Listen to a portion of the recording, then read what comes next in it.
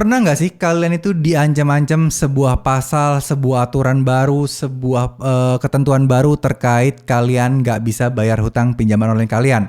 Nah, ini merupakan sebuah pengalaman seseorang yang galbay di Aku Laku dan dia terkena dua aturan yang berlaku dan katanya ini akan membuat dia berurusan dengan jalur hukum. Dia kena sanksi dan katanya akan dituntut dengan dua pasal. Ya, pasal tersebut adalah Pasal 378 KUHP yaitu yang menyangkut penipuan dan pasal 372 KUHP yang menyangkut penggelapan dana. Nah, sebenarnya ini sudah dari 3 tahun yang lalu ya. Hal ini digembar-gemborkan, cuman bahasanya aja yang diubah-ubah. Seperti kayak ya kalian kalau nggak bayar utang itu sama aja kayak kalian membawa uang perusahaan. Kalian kalau nggak bayar itu sama aja kalian kayak melakukan penipuan karena sudah janji di tanggal sekian tapi nggak bayar juga. Terus kemudian nggak ada kabar dan lain sebagainya. Ini perlu kalian waspadai bahwa ketika teman-teman galbay di Aku Laku, ketika mendapatkan ancaman seperti ini maka tidak perlu khawatir ya. Kita tidak pernah tahu ya yang menagih kalian tuh beneran dari Aku Laku atau bukan. Kadang banyak juga aplikasi pinjol itu, DC-DC-nya itu kadang ada yang aneh-aneh. Ada yang bilang dari pinjol A, padahal bukan. Nah, ini harus waspada karena ada banyak modus-modus penipuan yang mengatasnamakan DC pinjol tertentu. Dan sebaiknya teman-teman harap waspada terkait masalah penipuan seperti ini. Nah, kalau kalian diancam seperti ini dan mereka meminta uang untuk menunda pelaporan hal ini, menunda untuk menuntut kalian secara dua pasal ini, jangan mau ya dimintain uang sepeser pun. Karena nggak ada biaya administrasi, biaya pelaporan, biaya penundaan penahanan berkas, nggak ada. Karena takutnya kalian nanti akan ditakuti seperti ini.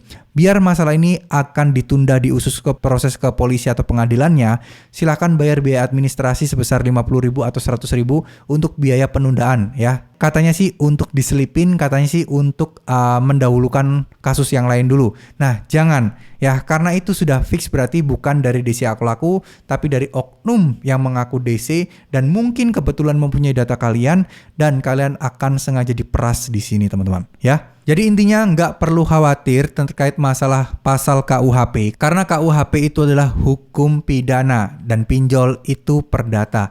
Kalau KUHPP-nya itu perdata, bolehlah kalian sedikit mempelajari tentang pasal tersebut. Tapi kalau dalam ranahnya pinjaman online terus kemudian sudah ngomongin soal pasal pidana itu 100% nggak bakal mungkin ya. Namanya hutang itu masuknya perdata bukan ke pidana. Jadi kalau penetapan pasal 378 KUHP dan 372 KUHP ini salah besar dan ini nggak bisa kalian pedulikan. Anggap aja ini angin berlalu lah ya, ancaman yang berlalu. Bilang aja ya kalau misalnya di SMS kayak gitu, kasih deh copy isi dari googling aja. Kalian googling pasal 378 KUHP, capture, kirim balik ke DC-nya. Ini pasal pidana bos, bukan perdata. Utang piutang itu urusannya perdata, jadi nggak usah bahas-bahas soal pidana seperti ini. Nah, itu akan membuat DC memahami bahwa oh ternyata ini bukan orang sembarangan karena ternyata kalian ini mengerti dan memahami hukum atau aturan yang berlaku terkait masalah seperti ini ya. Oke, mungkin segitu dulu video kali ini. Semoga video ini bisa bermanfaat dan sedikit memberikan pencerahan kepada kalian